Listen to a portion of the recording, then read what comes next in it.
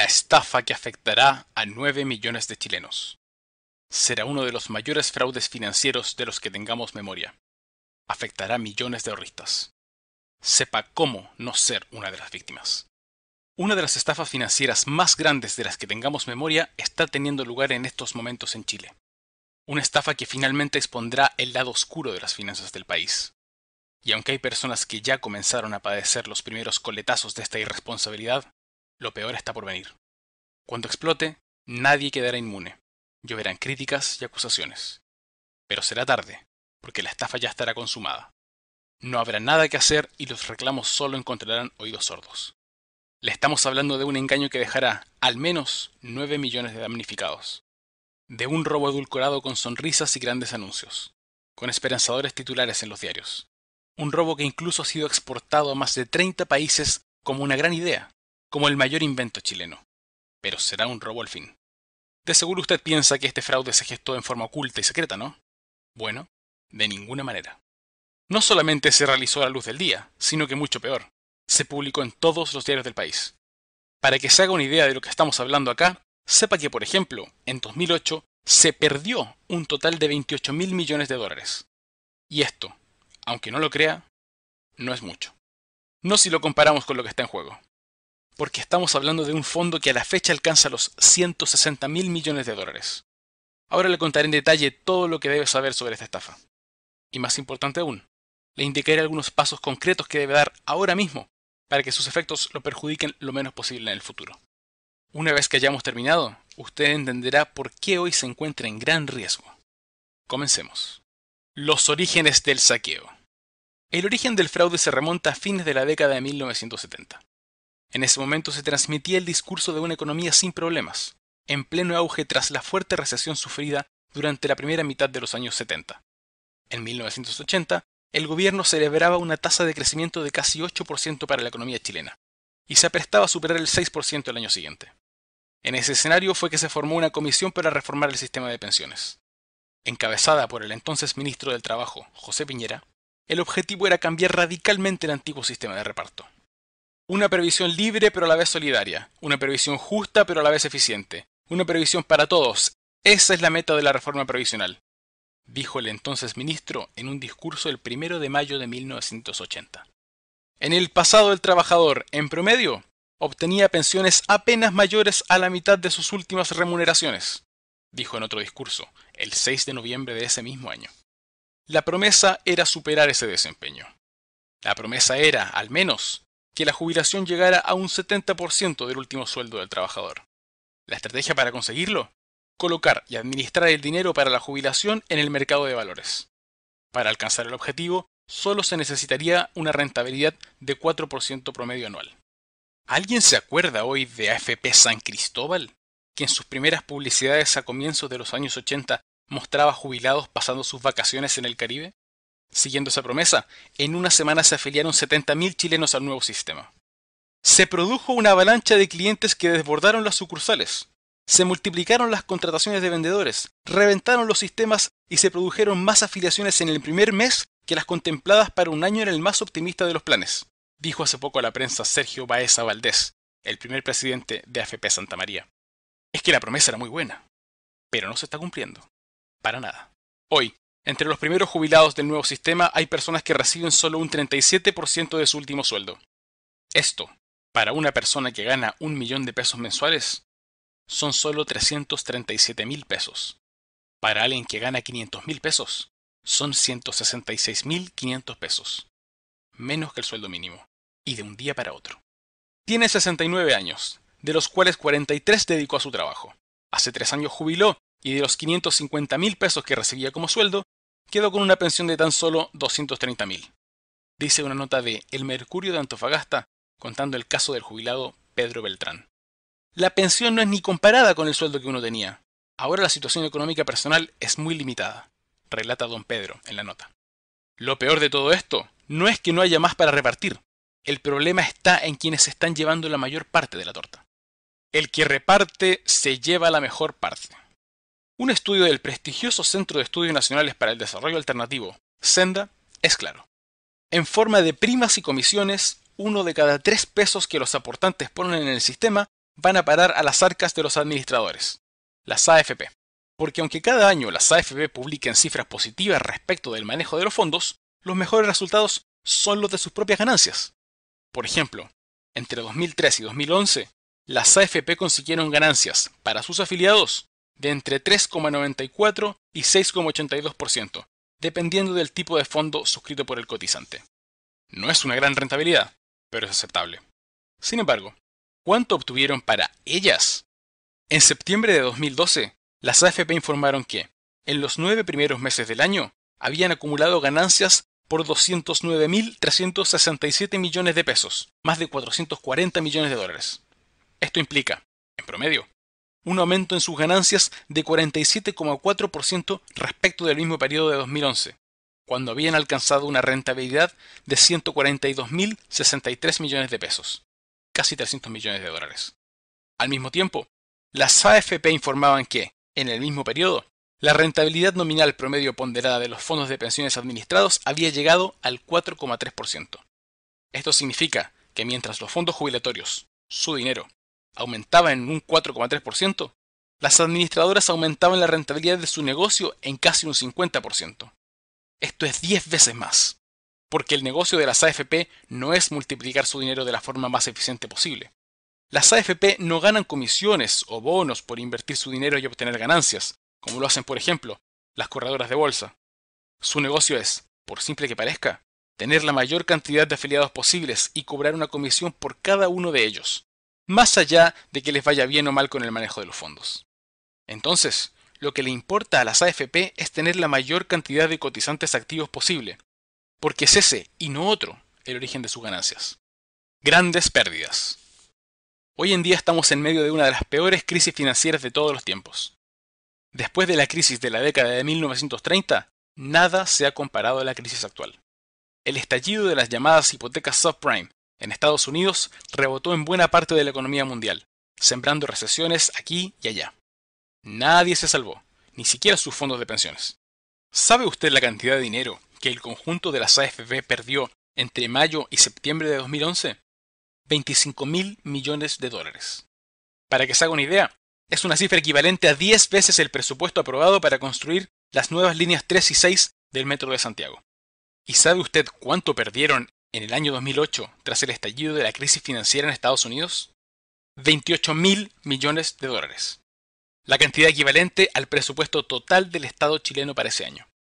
Y fue equivalente al 60% de todo lo ganado por el fondo a lo largo de los 26 años anteriores desde la inauguración del sistema. Finalmente, ¿sabe cuánto de esa pérdida implicó pérdidas para el negocio de las AFP? 0. Sí, 0. En ese momento, el diputado Felipe Arboe llamó al hecho un verdadero desangramiento de los fondos de pensiones de los más de 8 millones de afiliados a las AFP. Las alarmas están encendidas. Recientemente, el consejero del Banco Central de Chile, Joaquín Vial, sostuvo que el 60% de los cotizantes activos al sistema recibiría apenas 150.000 pesos de pensión. ¿Esto se debe a que las AFP no han logrado la rentabilidad prometida hace 32 años? No. De hecho, según el presidente de la Asociación de AFP, Guillermo Artur, han más que doblado ese 4% proyectado inicialmente. Entonces, ¿por qué esto no se traduce en jubilaciones abultadas para los cotizantes? Una historia de amigos. Déjeme contarle una historia sobre cómo funcionan algunos callejones del sistema. ¿Recuerda que le dije que en 2008 las AFP perdieron 28.000 millones de dólares? Bueno, vamos al año siguiente, 2009. Habían pasado unos pocos meses desde el estallido de las hipotecas subprime en Estados Unidos, que significaron caídas generalizadas en las bolsas de todo el mundo. Pero en 2009, la bolsa de Santiago se recuperaba con fuerza, otorgando rendimientos millonarios a todos los inversionistas, grandes y pequeños. Muchos doblaron y hasta triplicaron sus inversiones. En ese contexto, la empresa de retail, La Polar, pidió al banco BBVA un crédito por 53.000 millones de pesos. Pero al año siguiente, 2010, ya con serios problemas económicos, la multitienda incumplió un pago por 10.000 millones de pesos. Ante la probabilidad de que La Polar finalmente no pagara nada, el BBVA emitió bonos de La Polar por 100.000 millones de pesos.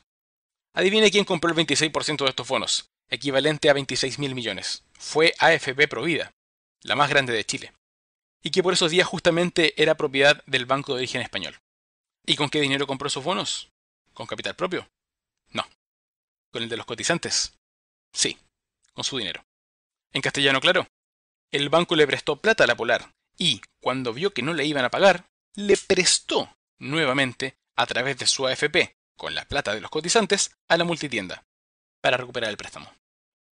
Provida y el resto de las AFP dijeron que era una inversión.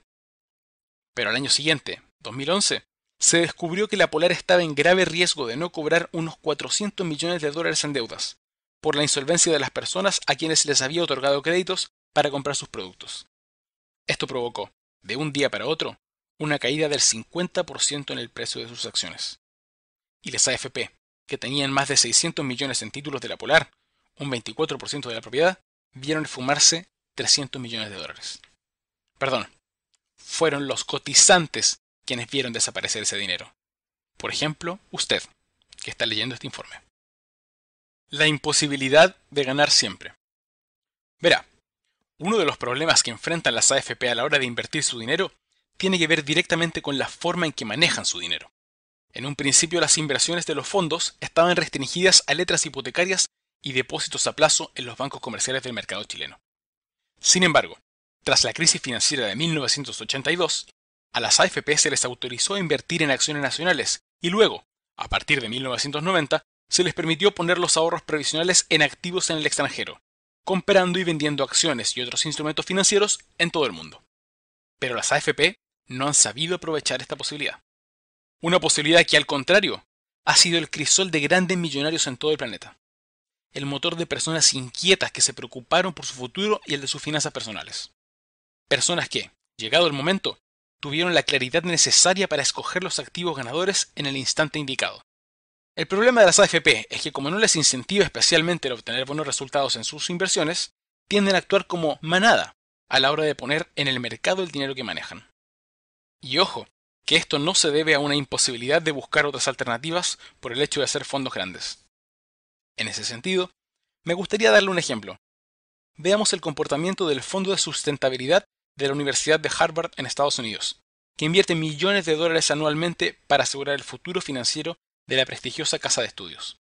Según su propia descripción, la estrategia del fondo promueve un modelo híbrido de inversión y atento manejo del riesgo, que invierte tanto de manera directa como a través de arreglos con terceros para acotar el riesgo de malas decisiones.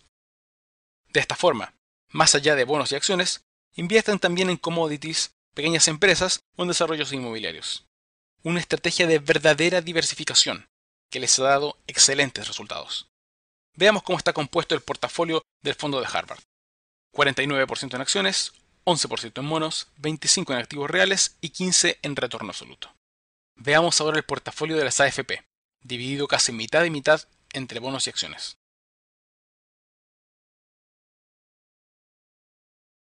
A diferencia de Harvard, las AFP no diversifican más allá de bonos y acciones.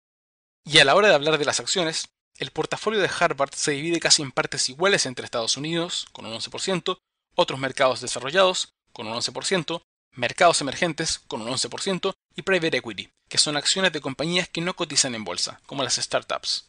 En cambio, el portafolio de las AFP, dividido por destinos y tipo de inversión, nos muestra un 28% del portafolio en acciones fuera de Chile, mientras que un 15% en acciones nacionales. Y de ese 28%, un 13,45% está en Estados Unidos y un 6,69% en otros mercados desarrollados. El resto, economías emergentes. Si a esto le sumamos Chile, estamos frente a una sobreexposición a este tipo de mercados, más volátiles que los desarrollados. Ahora, es cierto que el rendimiento no ha sido del todo malo. El promedio anual de los resultados de las AFP deflactado por UF de 2002 a la fecha va desde un 6,97% para el fondo A hasta un 5,07% para el fondo E. Pero el promedio del fondo de Harvard en los últimos 20 años ha sido de un 7,94%, una cifra que incluso alcanza el 12,82% anual si tomamos en cuenta el promedio de los últimos 3 años. Entonces, seamos claros, una de las debilidades de los fondos de las AFP no pasa por estar invertidos en los mercados, sino por una mala gestión en la administración de los dineros. Quienes los supieron administrar ganaron mucho. Manejarse con descuido no es la respuesta, y esto les hace muy difícil escapar de los vaivenes bursátiles. En ese sentido, Dos ejemplos recientes son las fuertes pérdidas sufridas durante los años 2008 y 2011. Pérdidas que afectaron directamente el dinero ahorrado por los trabajadores chilenos. Pérdidas que, en un fondo bien administrado, como el de la Universidad de Harvard, fueron capeadas sin mayores problemas. Es muy probable que muchos cotizantes no alcancen a recuperar del todo sus dineros, aún de producirse un efecto rebote en la bolsa, publicó el diario La Tercera el 11 de agosto de 2011, 3 días después del lunes negro del 8 de agosto de ese año. Y no lo dude, esto volverá a suceder. Según Senda, la supuesta elevada rentabilidad que los fondos AFP prometen no es sino una gran ilusión, puesto que no se condice con los rendimientos de largo plazo de los mercados financieros. Esto lo reafirma el editor de mercados del diario inglés Financial Times, John Authers, quien mostró que los mercados financieros mundiales presentaron pérdidas en 60 de los últimos 90 años. De hecho, los mercados demoraron 3 décadas en recuperar sus niveles de 1929, 2 décadas en volver a los de 1969 y ya llevan más de 10 años tratando de alcanzar los niveles de 1999. Todo esto, claro, siempre que se invierta en manada, como lo hacen las AFP. ¿O de qué otra manera se explica la poca diferencia en las rentabilidades obtenidas por una u otra administradora? La diferencia entre el de mejor y el de peor rendimiento no supera un punto porcentual.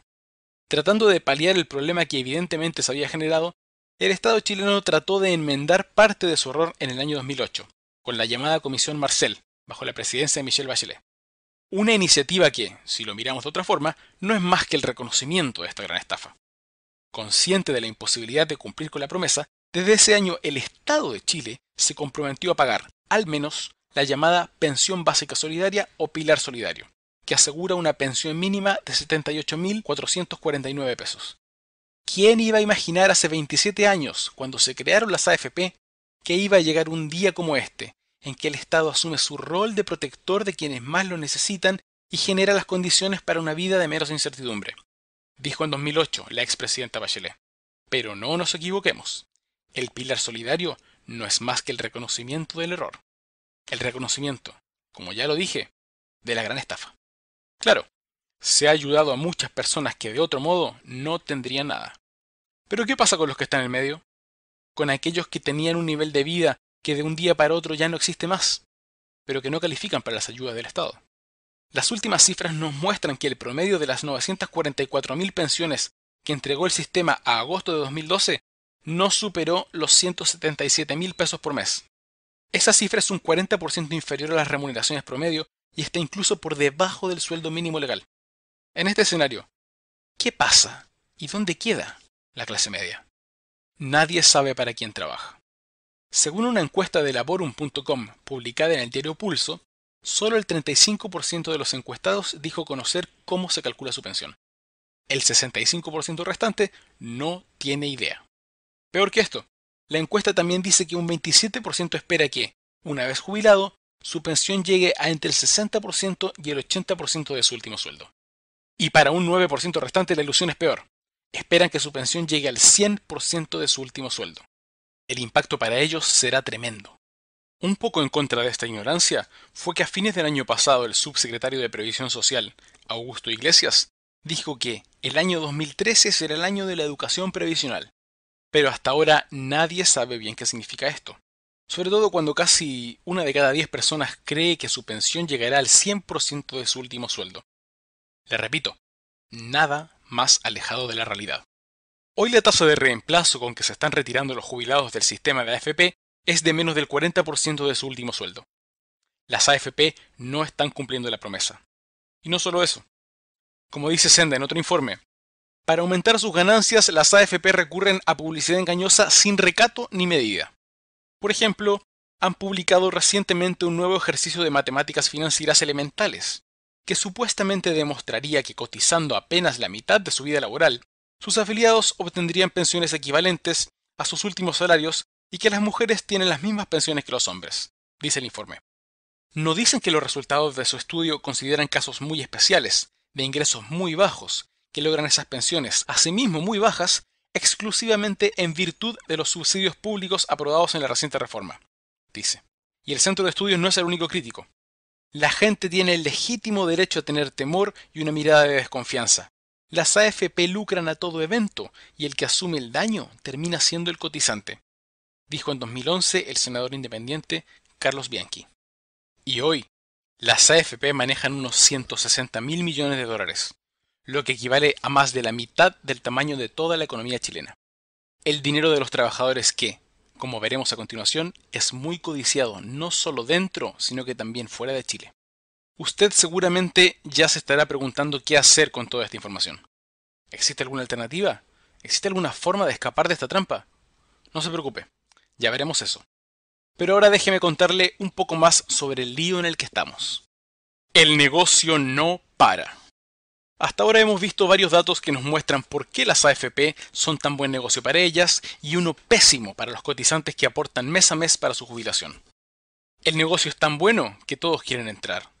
¿Cuál es la mejor prueba de esto? Le cuento. Durante 2012 se consolidó el mayor traspaso de dueños de AFP de la historia de Chile. 3 de las 6 AFP existentes se vendieron a conglomerados extranjeros. Cuprum fue adquirida por Principal Financial Group de Estados Unidos en 1.200 millones de dólares. MetLife, también de Estados Unidos, le compró Provida al banco BBVA en 1.521 millones de dólares. Por último, la colombiana Sura compró AFP Capital a la holandesa ING como parte de un paquete de AFPs latinoamericanas en 3.760 millones de dólares. La razón está clara: utilidades seguras sin riesgo de pérdida. Pero hay más. Según escribió el director de Felices y Forrados, Gino Lorenzini, en una columna del diario El Mostrador, tener la propiedad de las AFP también permite un financiamiento indirecto a empresas relacionadas. Chile respeta el derecho de propiedad y no tiene problemas de regulación con integraciones verticales ni horizontales. Por ende, podrán aprovechar las sinergias e incrementar la venta de seguros de renta vitalicia, teniendo la posibilidad de transformar esos 46.000 millones de dólares de AFP Provida en un patrimonio propio y no ajeno, dice. Y con esto abre una nueva puerta. ¿No les llama la atención que las rentas vitalicias se incrementaron desde un 45% a un 70% del mercado de jubilaciones el año 2012? Esto quiere decir que 7 de cada 10 chilenos que se jubilaron en el 2012 se dieron la propiedad de su patrimonio a cambio de un seguro. Porque el negocio en torno a las AFP no termina al momento de cobrar una comisión por manejar el dinero de los cotizantes. De las 4 diferentes modalidades de pensión que existen actualmente, 3 de ellas pueden derivar, total o parcialmente, los dineros de los cotizantes hacia una compañía de seguros.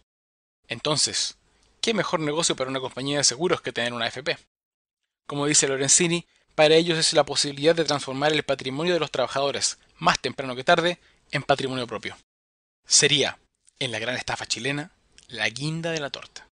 ¿Qué hacer para escapar de la estafa? Este es el escenario y no es bonito. Recientemente, la Asociación de AFP publicó un estudio indicando cuánto dinero debe acumular una persona que quiera acceder a una pensión de 500.000 pesos. 93.161.994 pesos. Casi 200.000 dólares. Para alcanzar esta cifra, que considera una rentabilidad anual de 5%, se debería tener a los 35 años ya un piso de 7,5 millones y nunca dejar de aportar. Muchos dirán, ya tengo la respuesta. Y tal vez piensen en el ahorro previsional voluntario, o APB, a partir del cual se aporta un porcentaje extra del sueldo para aumentar la densidad del monto destinado a la pensión. Con la rentabilidad prometida por las AFP, sería posible alcanzar los montos antes mencionados. Además, el APB cuenta con exenciones tributarias que lo hacen muy atractivo. Pero presenta un problema fundamental. El dinero sigue siendo administrado por las AFP. El dinero sigue siendo aportado y apostado en manada en un mercado que, como ya dijimos, su principal índice ha registrado pérdidas en 2 de cada 3 años durante los últimos 90 años. En el largo plazo vemos una ganancia, eso es claro. Pero ¿cuánto tiempo tenemos de acá a que llegue el momento de la jubilación? ¿Qué pasa si nos agarra la curva descendente del gráfico? Esto nos muestra que solo seguir los índices no es la respuesta. Y como los fondos de las jubilaciones no se pueden sacar del sistema, es necesario buscar alternativas. Hacerse cargo del propio futuro. Podríamos quedarnos todo el día quejándonos de lo mal que está el sistema y de lo bajas que serán las pensiones tanto para los 9 millones de cotizantes actuales como para los que se vendrán en el futuro. Pero esto no solucionará el problema. Un problema que es real y al que se enfrentarán millones de personas como usted. Va a llegar un momento en que los miles de cotizantes verán que sus cuentas tienen un tremendo perjuicio y nadie asume esa responsabilidad, dijo el senador Bianchi cuando presentó un proyecto de ley para que las AFP compartieran las pérdidas de los cotizantes. Un proyecto que, por ahora, junta polvo en el Congreso. Y mientras, el reloj de la jubilación sigue su cuenta regresiva. En esta realidad, es imprescindible tomar el control de la situación. Ya vimos que el gran negocio de las AFP impide a las personas acceder, a través de sus cotizaciones regulares, a una jubilación siquiera cercana a los ingresos que se percibían durante la vida laboral. Entonces es necesario buscar alternativas. Hacer lo que todo el mundo no está haciendo. Porque las AFP no pueden, o no quieren, invertir alternativamente. Pero usted sí. Por eso no puede demorar un día más en tomar medidas para proteger su patrimonio hoy y para siempre. Usted debe tener un plan. Y es aquí donde nosotros podemos ayudarlo. Permítame presentarme. Mi nombre es Joaquín Rodríguez y soy miembro del equipo de investigación de Inversor Global. Se trata de una editorial especializada en publicaciones financieras con más de 10 años de experiencia en Argentina y que desde 2012 se encuentra en Chile para ayudar a los ahorristas e inversionistas chilenos a asegurar su futuro.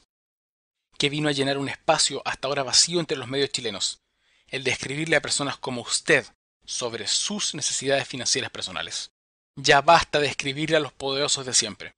Ellos saben bien qué hacer. Como decía mi abuela, la plata grande se cuida sola.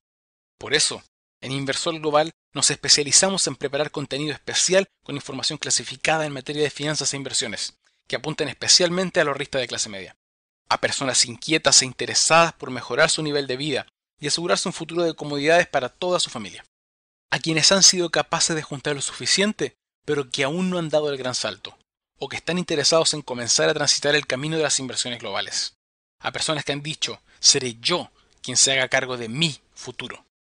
No le escribimos a los poderosos que hacen negocios con los políticos de turno, ni a aquellos que buscan beneficios exclusivamente a partir de sus parentescos y relaciones sociales. En Inversor Global, buscamos acercarle conocimiento e información a los miles de chilenos que quieren aprovechar esta verdadera revolución de los mercados financieros mundiales para invertir su dinero con éxito. Porque hoy, para invertir como un mega millonario como Warren Buffett, no es necesario que sea millonario.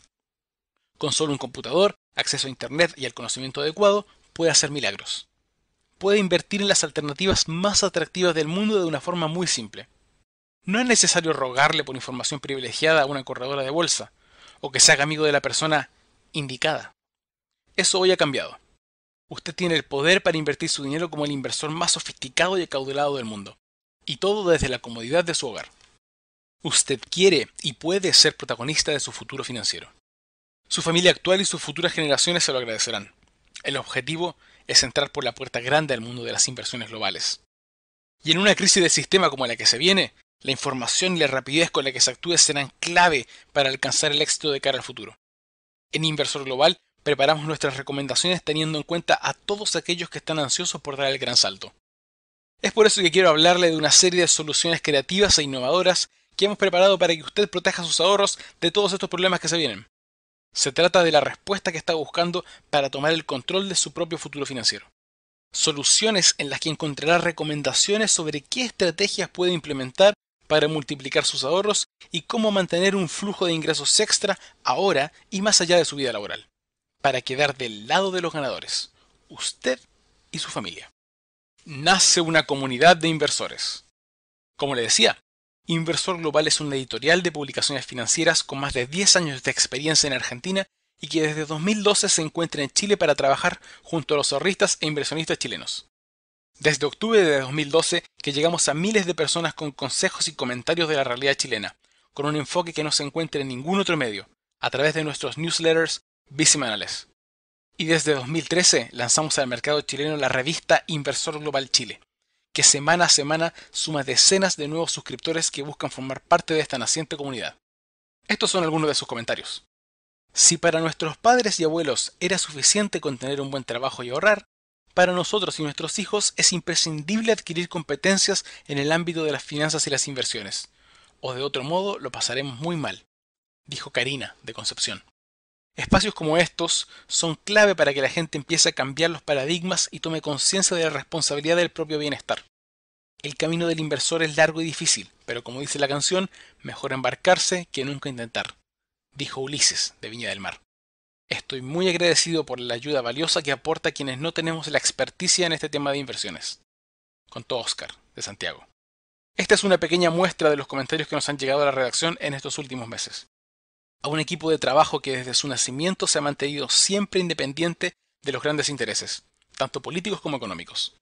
Porque nuestra obligación ha sido siempre con los suscriptores, Inversor Global trabaja por fuera de los poderes de turno y de esta forma ha sido capaz de ayudar a miles de suscriptores a tomar las mejores decisiones de ahorro e inversión.